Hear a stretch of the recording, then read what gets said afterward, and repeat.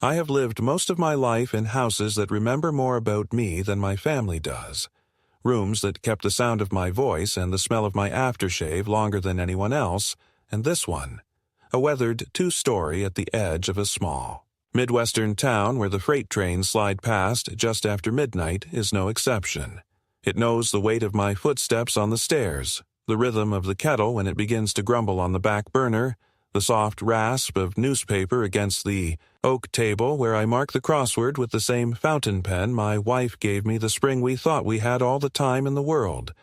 And it knows the limits of my patience, too, which have stretched but never quite snapped, not even on the mornings, when the furnace coughs twice before waking and the window seals whisper from the cold, and I am left to build my quiet day from rituals that only matter to me.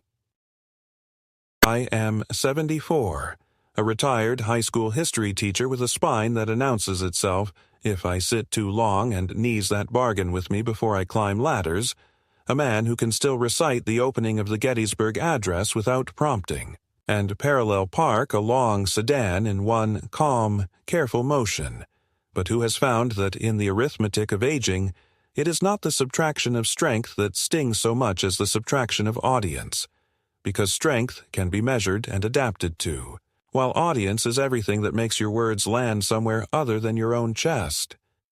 Once there were 30 teenagers in a room who rolled their eyes and then wrote me for advice 10 years later, there was a woman who knew when the coffee should be poured, and when a hand should be taken across a church pew. There were neighbors who lingered on the sidewalk because my porch light was the last to go out, and now there is a clock that ticks a little louder than it used to, and a radio that drifts in and out between jazz and weather reports like a friend trying to decide whether to stay the night. Mornings begin with the kettle and the old percolator that would embarrass my daughter. She calls it Grandpa Tech when she is feeling playful, a fire hazard when she is not, then a walk to the end of the driveway where the mailbox leans as if it, too, has given up arguing with the wind, and I read the headlines under the elm because the light is kinder there. Then I wipe down the counters, water the 2 stubborn spider plants that refuse to die, and set about the business of keeping loneliness from hardening into bitterness, which means leaving the radio on while I sort receipts, means sweeping the back steps even when there is nothing to sweep, means writing a letter to a former student who told me his boy is failing history, and can I suggest a book that will make him care, which of course I can, because the trick was always the same. Make the past sound like gossip and the teenagers will come running. I have learned that grief is not a cliff you fall from once, but a shoreline. The tide revisits without warning, and even now, 7 years after Elaine went quietly in her sleep on a February night when the nursing home seemed warmer than our kitchen ever was, I will reach for a second coffee cup without thinking, and then set it back as if I meant to put it there all along. I still fold her cardigan on the top shelf of the hall closet because the lavender clings to it, and I still keep the grocery list on a chalkboard by the back door in her round script, even though I no longer need to be reminded to buy the yogurt she liked, because some instructions you follow for the ceremony of it, not the utility. People will tell you retirement is a new beginning, a long vacation, an undone to-do list finally faced with a smile, and for a time it felt that way, because I had a wife who treated Saturday like an art form, and grandkids who were small enough to be impressed by a coin that appears from behind an ear, and a daughter who called me for recipes and rides and advice that she took only half the time, which is to say she was a daughter, but the weather shifted gradually, not with thunder, but with the kind of cold front you only notice because the birds go quiet. She married a man who builds things out of other people's money and calls himself an engineer, in the way men once called themselves explorers, and his voice fills a room the way a commercial does, all volume and confidence and no space for silence, and somewhere between the new house and the promotions and the way the kids learn to answer me with their thumbs while looking at a screen, my place slid from the center of the table to the folding chair against the wall, and I told myself this is what life does. It rearranges the chairs, and you learn to be grateful you still have one. But there is a difference between sitting at the edge and being told you are lucky to be in the room at all. I am not a man who asks for much. A Sunday phone call that is not about a loan, an invitation that is not a duty, a birthday cake without a candle that laughs at the number. But I do expect to be heard in my own house, to be allowed the dignity of finishing a sentence, and yet more often I am interrupted by the brittle chorus of, "Dad, please, we're talking," or, "Just a second, okay?" that never arrives, or the sharper version that lands like a slap and leaves a print. Stay quiet. Don't interrupt. As if my voice were a faucet someone forgot to turn off and my comments were the dripping that must be stopped. I know how I sound when I say that. Every old man believes he is owed the floor because he has seen more winters than the others. And maybe that is part of it, the vanity of survival. But it is also something simpler. A belief I drilled into 1,000 students with chalk dust on my sleeves. That citizenship begins at the table, that a family is the first republic, that if you silence a man there, you will find it easier to silence him everywhere else.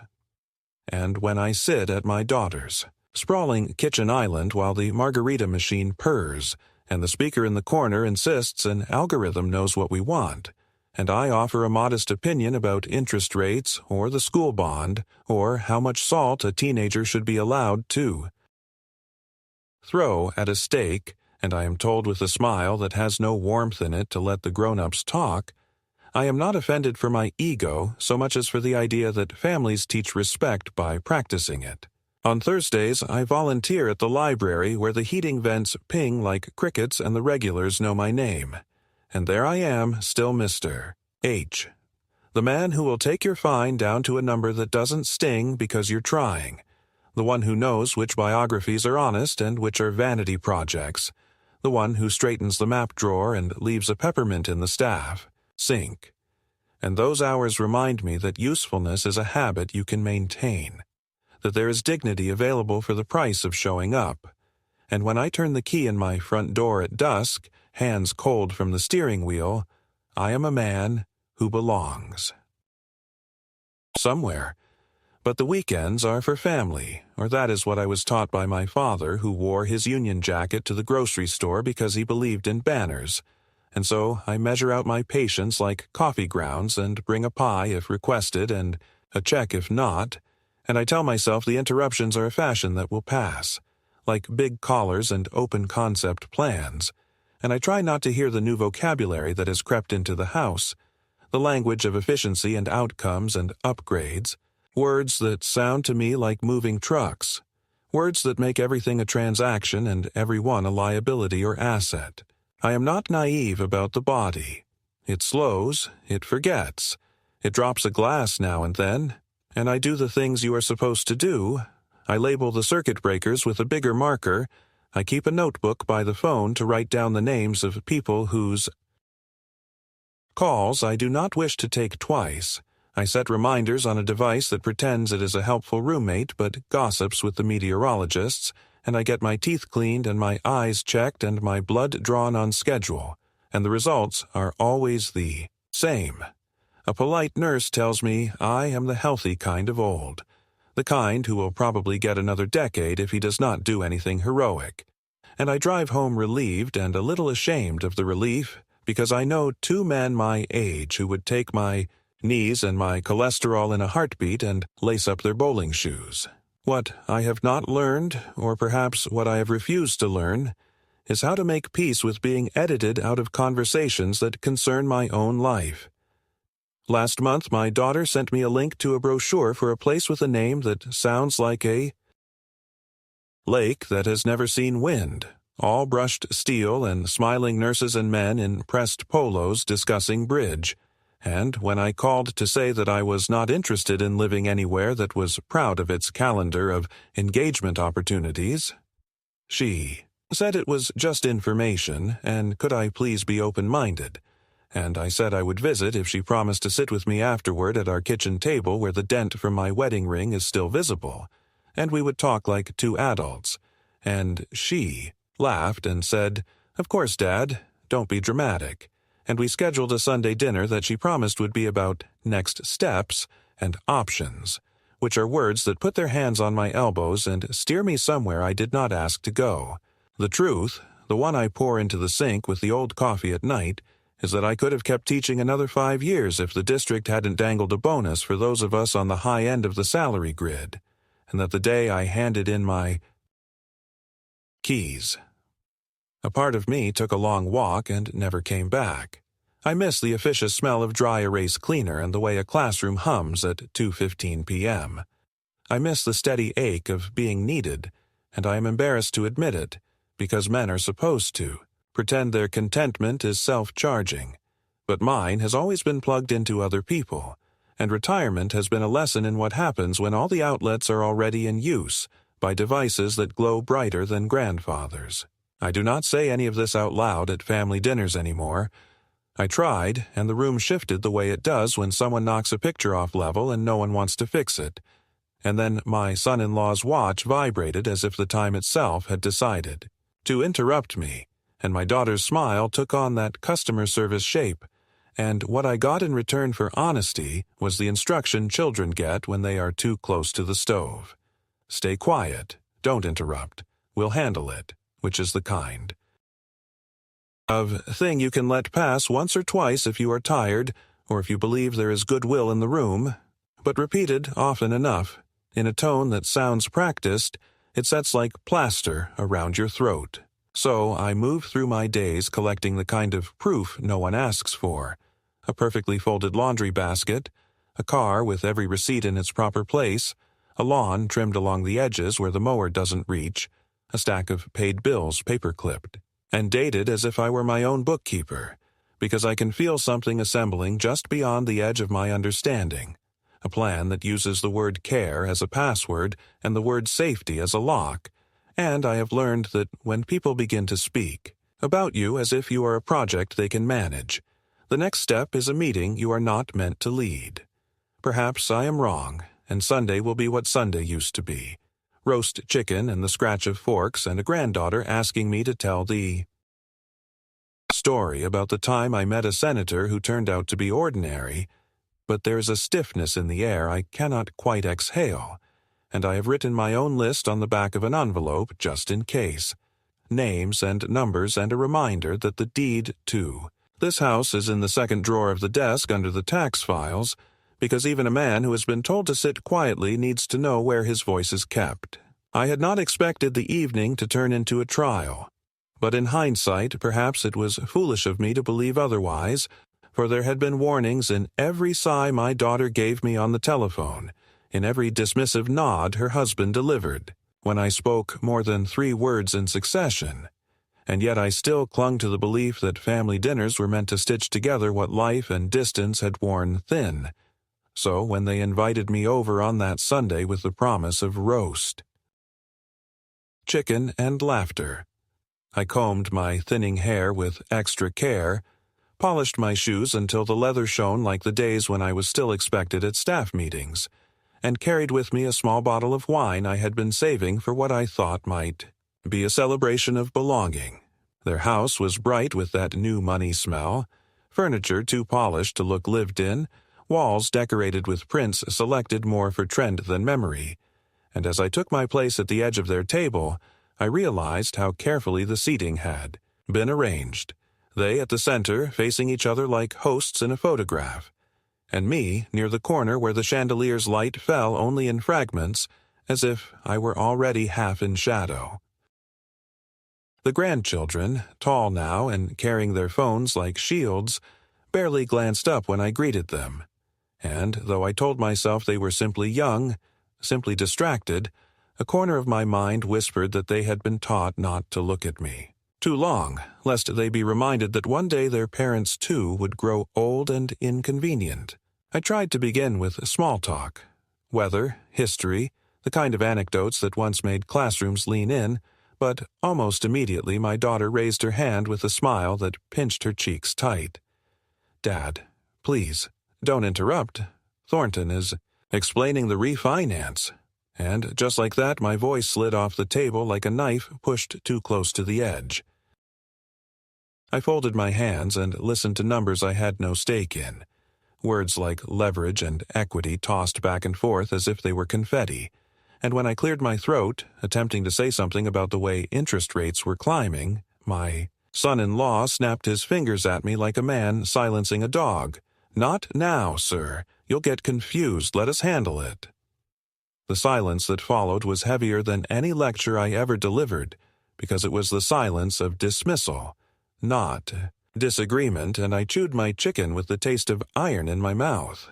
Then, as coffee was served, my daughter unfolded what she called the sensible plan, speaking in the careful cadence of someone who had rehearsed it many times before, explaining that the house I had lived in for over 4 decades was too much responsibility for a man my age, that the lawn, the roof, the taxes were all stressors I should not have to endure, and that a beautiful residence with engagement activities and professional care was waiting just 30 minutes away. All I had to do was sign a few papers and trust them to handle the transition. I laughed at first, thinking it was a suggestion, but the laughter thinned when I saw the way Thornton placed the folder directly in front of my plate as though it were the main course, and the way my daughter's smile did not shift even when my own face froze. I asked what would become of my house, the one where her mother's cardigan still hung in the closet, the one where she herself had taken her first steps across the scarred hardwood, and she said with a shrug that it could be sold quickly in this market, that the proceeds would secure my care, though her eyes flickered toward her husband in a way that told me where she really imagined those dollars flowing. I tried to object, to remind them that I was not helpless, that my doctor had pronounced me sound of mind and stronger than many men younger, but before I finished the sentence, Thornton leaned back and said almost lazily, "Dad, it's better if you stay quiet. Don't interrupt. The grown-ups are making decisions." And my daughter nodded as if this was the most natural instruction in the world, as if I were not the man who had carried her feverish body through a snowstorm to a doctor's office. Decades ago. Not the man who paid for her college when the scholarships fell short.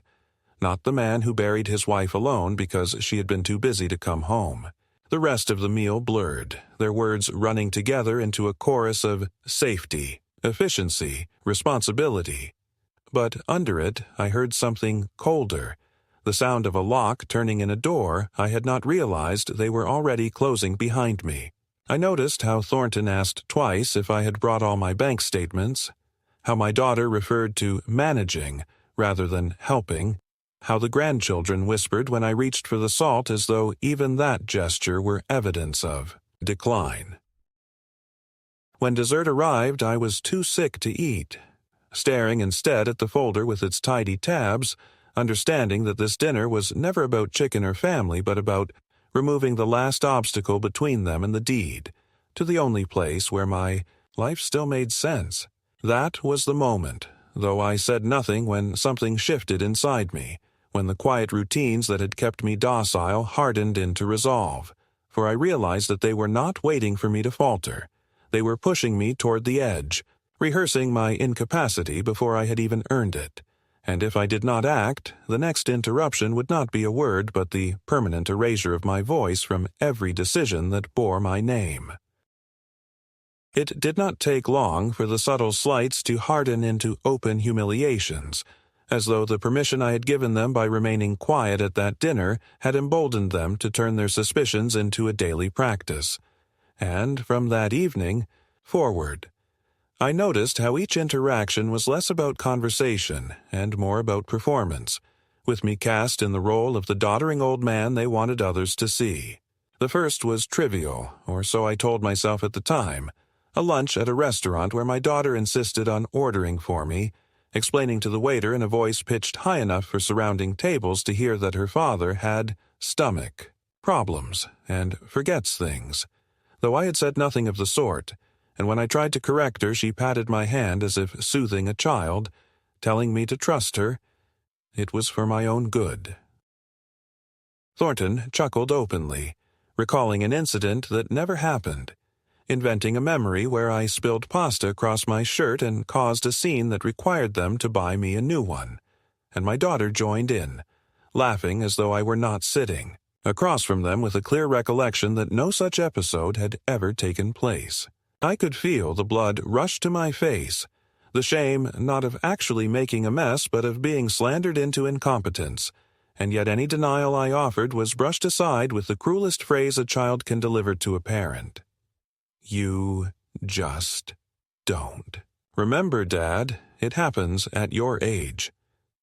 It did not stop there, for once they discovered how effective the tactic was, they began to accumulate these little falsehoods into a portrait of me I barely recognized. A light left on in the kitchen became evidence that I was forgetful. A misplaced receipt was described as financial confusion. A comment about the weather, slightly mistaken, was presented as losing track of days. Soon I could hear them, repeating these fictions to others in front of me, to neighbors who nodded sympathetically, to friends who looked at me differently after a single visit, and, worst of all, to strangers at restaurants or wineries where they paraded me like an exhibit of decline. One evening they introduced me to another couple on vacation, explaining with a bright, pitying smile that they had brought me along so I would not be all alone in my fragile state, and when I tried to contradict them, my daughter placed her hand firmly on my arm and hissed through her teeth that I should not embarrass her, then turned back to her companions with a light laugh about how I sometimes became confused. The humiliation was not in being mistaken, but in being rewritten, my life, edited in front of me while I was forced to sit silently, watching as my daughter rehearsed the language of guardianship with every false anecdote. At first I believed they were simply careless, thoughtless perhaps, repeating small exaggerations that would fade, but the pattern became too precise, too deliberate. One morning, I awoke in the cottage they had rented for us by the ocean to find my suitcase slightly disturbed, shirts folded differently than I had left them, and when I checked more carefully, I saw that my passport, once tucked neatly in a side pocket, had been moved under a pile of clothes. My wallet, too, once resting on the nightstand, felt lighter, and though the cash remained, my credit card was gone. The realization came slowly, thick as tar. They were not merely painting me as incompetent. They were gathering tools to prove it. If questioned, they could point to missing documents, misplaced belongings, and declare me unfit to manage myself. I confronted my daughter in the softest way I could manage, asking if she had seen my card, and she smiled thinly, shook her head, then added a remark that chilled me more than denial. Dad, you really should keep better track of things. What if you lose something important? That was the moment I understood the game was larger than embarrassment. It was preparation, a staging of incompetence that could be used in courtrooms, banks, or doctors' offices. The cruelty of it was not only in what they said, but in how they choreographed my isolation. Outings were arranged where I was deliberately excluded, wine tastings and golf excursions for which they claimed the tickets had already been purchased, tours they insisted would be too tiring for me, until I found myself left alone in the rented house with a sandwich on the counter and the hollow sound of waves crashing against the shore outside. They called it rest, but I could feel the careful crafting of absence, creating a record that I was incapable of keeping up, that I preferred to stay behind, that I was retreating into myself. Even the grandchildren, coached by half-truths and whispers, began to treat me as though my memory were fragile glass, speaking loudly and slowly, giggling when I answered too quickly, rolling their eyes when I asked about their studies, as if the question were a performance I had repeated too many times. They did not see me as a man, but as a script their parents had handed them, and I watched them learn to believe it. Each humiliation cut deeper because I knew what it meant. They were not only erasing my dignity, they were assembling a case, rehearsing before an invisible judge who would one day be asked to declare me incompetent. I began to replay every exchange, every laugh at my expense, and I saw the design in it, how each invented mistake was a brick in a wall meant to trap me on the other side of my own life. And yet I forced myself to remain quiet, to let them think their performance was succeeding, because I realized that shouting my innocence would only play into their hands, would confirm their portrait of me as irritable, paranoid, unstable. I understood that my silence, painful as it was, might be the only weapon left to me, because within that silence I was able to think, to plan, to decide that if they were going to reduce me to a caricature, I would find a way to answer not with words that could be twisted, but with actions that could not be denied. The turning point came not with a dramatic confrontation, but with the accidental gift of overheard words, because it is often in the moments when people believe you are asleep or too deaf to follow that they reveal the true script. And one night in the cottage, when the walls creaked with the sea wind and the floorboards carried every vibration, I lay awake upstairs and heard their voices rise beneath me, sharp and hurried, my daughter's high with frustration, Thornton's low with calculation. And though I could not make out every syllable, I understood enough to feel my stomach turn to ice. He was pressing her, telling her that it had to be done soon, that if they waited too long I might change things, that the bank or the lawyer could get involved, and she was insisting that I would not fight, that I had always given her what she wanted, that I was slipping, that no one would believe me even if I did try. Then there was the unmistakable phrase, spoken with the bluntness of someone who has rehearsed it many times. Guardianship is the only way. Once we get control, the house and the accounts follow automatically. I froze in the darkness, listening to my own child discuss me as if I were a stubborn old animal to be harnessed, not a man who had raised her, and in that moment the bruises of humiliation hardened into something else entirely, the knowledge that I was in danger, that this was no longer about dignity, but about survival. I lay there without moving, afraid that even the creak of the mattress might give me away, and I felt every memory of fatherhood, the nights spent soothing her fevers, the afternoons working extra hours to pay her tuition, the mornings when I packed, her lunches, twist into something grotesque, as though all of it had been a down payment on this betrayal. The sound of glasses clinking below, the muted laughter that followed their plotting, burned into my ears, and I realized that the stories they had been spreading, the false anecdotes of forgetfulness, were not carelessness but a strategy, an evidentiary trail they were preparing to lay before a judge. The photographs they had taken of me looking tired, the lies about whiskey and stoves, the patronizing way they cut my food at the restaurant. All of it was rehearsal for a future in which I would be declared unfit to sign my own name. I could feel my pulse in my throat, not from fear alone, but from the sudden clarity that I had been sleepwalking into a trap.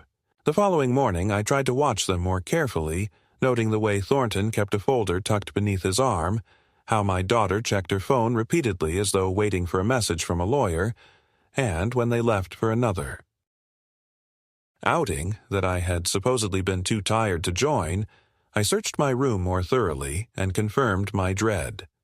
Papers had been moved again, my documents shuffled, the passport once more shifted out of its place, and in that instant the last remnants of doubt dissolved. They were not waiting for me to stumble, they were manufacturing the stumble themselves. I sat on the edge of the narrow bed staring at my hands, realizing that I could not allow this to continue, that silence, which had protected me before, could now only serve them if it stretched into compliance. Yet I also knew that a direct confrontation would play into their narrative, would allow them to point and say, "See? Paranoid. See? Aggressive. See? Unfit." What I needed was patience and a plan, something quiet and irreversible, something that did not require their acknowledgement but simply removed their power. That afternoon, walking alone on the beach with the gulls circling above and the children of strangers running past with kites, I felt an odd calm settle over me, as if the ocean itself were whispering that the time for hoping had ended. I no longer prayed for reconciliation. I understood that the daughter I had loved existed only in memory, and the woman who now plotted against me was someone else entirely, a stranger wearing her face. It was a painful realization, but also strangely liberating, because once I accepted that there was nothing left to save between us, I could stop begging for respect and begin protecting myself. The midpoint of my life's final act was not marked by a candle or a celebration, but by the cold certainty that I was at war, not with thieves in the night, but with my own blood, and that if I did not act decisively, they would strip me of everything: house, savings, dignity, while smiling for photographs that proved they had taken care of me. I returned from that walk determined, no longer the pleading old man at the corner of the table, but a teacher once more, organizing lessons in my head, preparing evidence, considering the quiet architecture of resistance. They thought they had silenced me with interruptions, but they had only forced me into stillness long enough to see the shape of their plan. And though the weight of betrayal pressed on me heavier than any grief since the day I buried my wife, there was also a flicker of fire, small but steady, that told me I still had one advantage left. I was not yet the man they pretended I was. And while they were busy narrating my decline, I would prepare the deed that would speak louder than any of their lies. It is one thing to suspect betrayal, another to overhear the whispered confirmations of it, but it is an altogether different matter when the betrayal becomes embodied in the paper and ink that others try to put into your hands. And I will never forget the day my daughter sat across from me with a stack of documents neatly clipped together, her voice sugar-coated with the same politeness she once used when asking for extra allowance, telling me that the bank had requested my signature for some routine update. "Nothing serious, Dad. Just a technical authorization. It'll help us manage things more easily." I had been a teacher long enough to know when a student was trying to slip a false answer past me, and though my eyes were not as sharp as they had been, I could still make out enough of the small print to see the word that chilled me to the marrow: power of attorney. They had not even tried to disguise it cleverly. It was right there, hidden in plain sight, a trap baited with the illusion of simplicity, and when I looked up and asked her why the bank would require me to surrender my ability to make decisions, she flushed, glanced nervously at Thornton, and answered too quickly that it was for convenience, that with me getting older it would spare me unnecessary stress. That was the moment when the thin veil of filial duty dropped, and I saw her not as my child, but as an accomplice, rehearsed and complicit in a scheme that had been months, perhaps years, in the making. I pushed the papers back across the table, steadying my voice so that my refusal could not be twisted into a tantrum, and I told her that I had no intention of signing anything until my lawyer looked it over. Thornton, who until then had remained silent with the smirk of a man certain of victory, leaned forward with a tone that barely disguised his contempt, saying that of course I had the right to be cautious, but you don't want to make this harder than it has to be, old man. Words chosen like a warning cloaked in courtesy.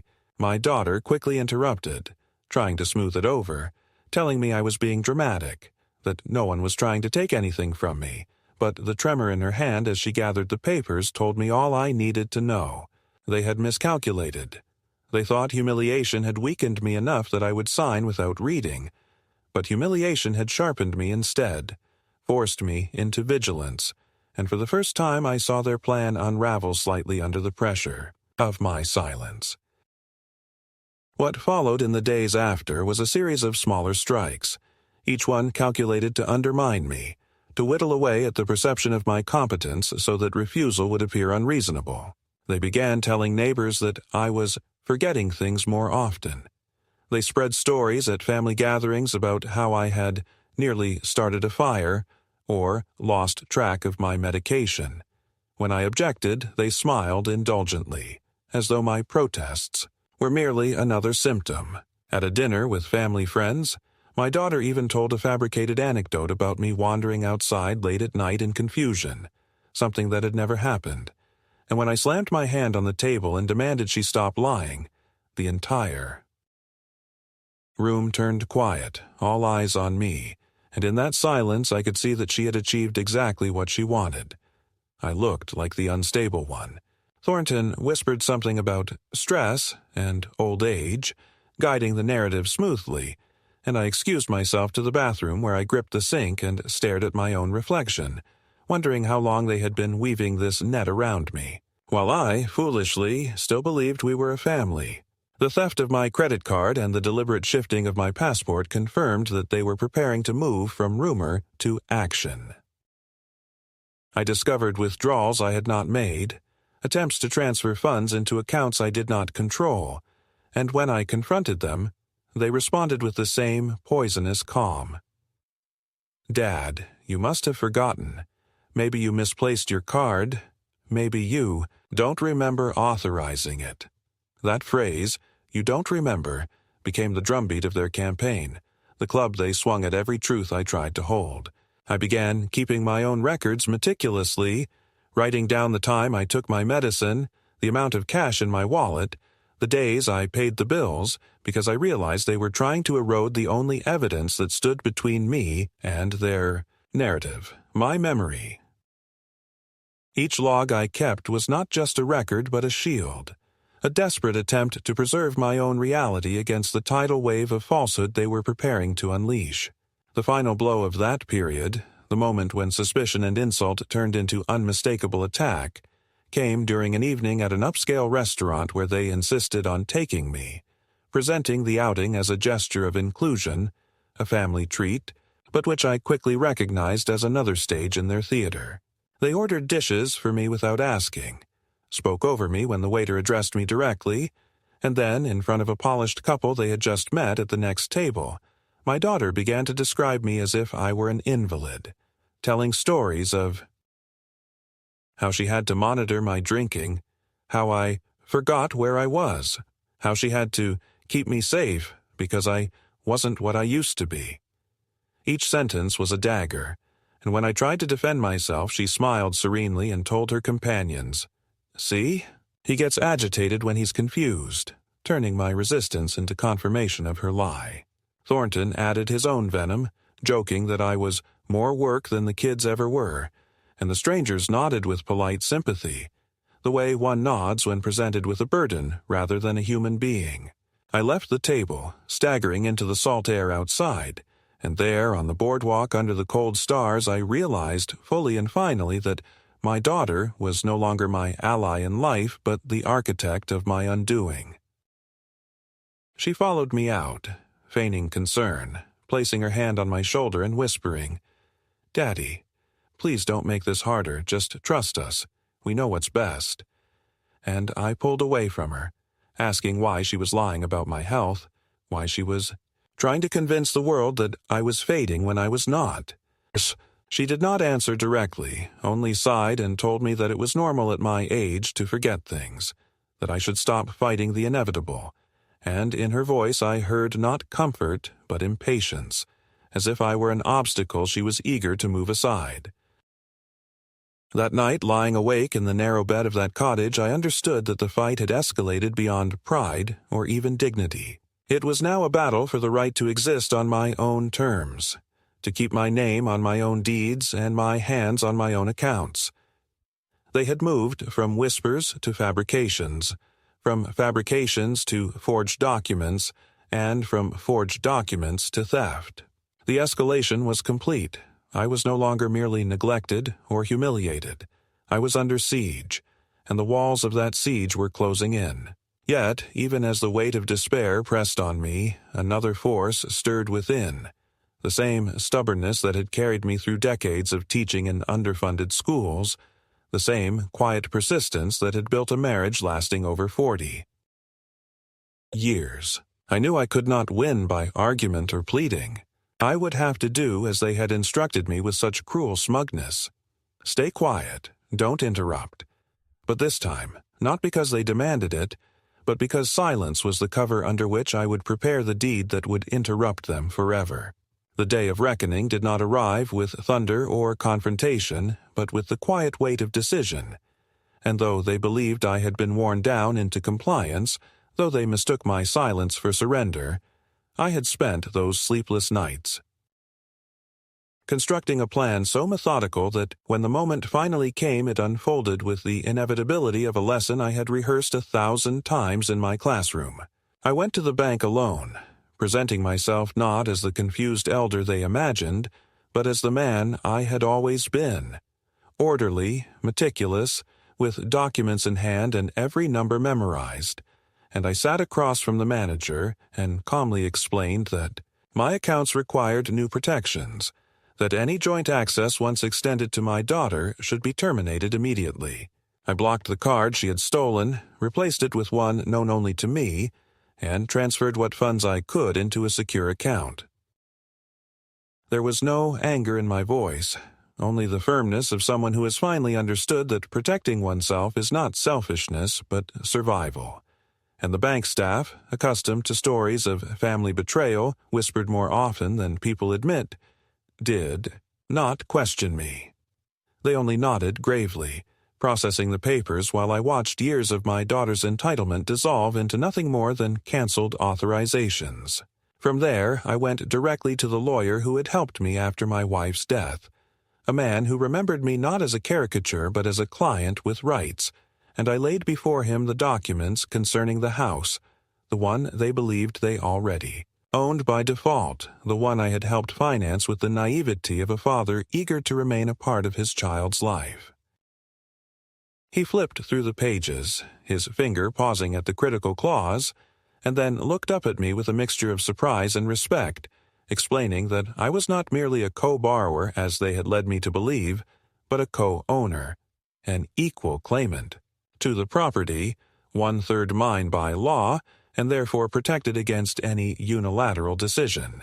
The words were like oxygen in my lungs, for they meant that the roof they believed to hold solely above their heads was partly mine, that the deed carried my name as indelibly as it carried theirs, and that I could not only refuse their schemes, but could, if I wished, unravel their security with a stroke of my pen. I told him to begin proceedings at once, to initiate a sale that would force them to confront the truth they had tried so hard to conceal, that the man they dismissed as forgetful still held the power to dismantle the foundation of their lives. The culmination came at a family gathering they had called, perhaps thinking they would corner me with yet another performance, their folder of papers ready, their witnesses prepared to nod sympathetically as they spoke of my supposed decline.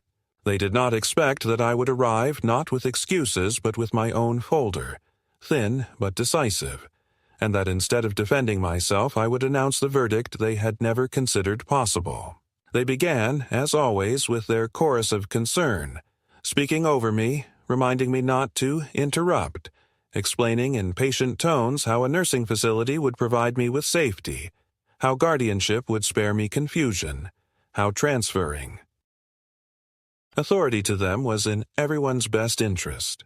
I let them finish, let them bask in the false security of their script, and then, when they paused to sip their wine and glance at each other with the smugness of conspirators who believe victory is already theirs, I placed my papers on the table and spoke with a steadiness that silenced even the grandchildren. "I did not interrupt you," I said, "but I have acted. The accounts you sought to manage are no longer accessible to you. The card you took is worthless. The house you think is yours will be sold, and my share will not fund your vacations but my own freedom. You told me to stay quiet, and I did, but while you spoke I secured everything you thought was already in your grasp. I will not be your burden, your pawn, or your excuse.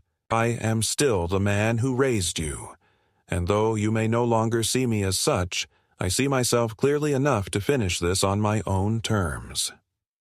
Their faces shifted in unison, my daughter's first paling with shock, then flushing red with rage, her mouth opening and closing without sound like a child caught in a lie, while Thornton leaned forward, his voice breaking the silence with sputtered threats about legality and betrayal.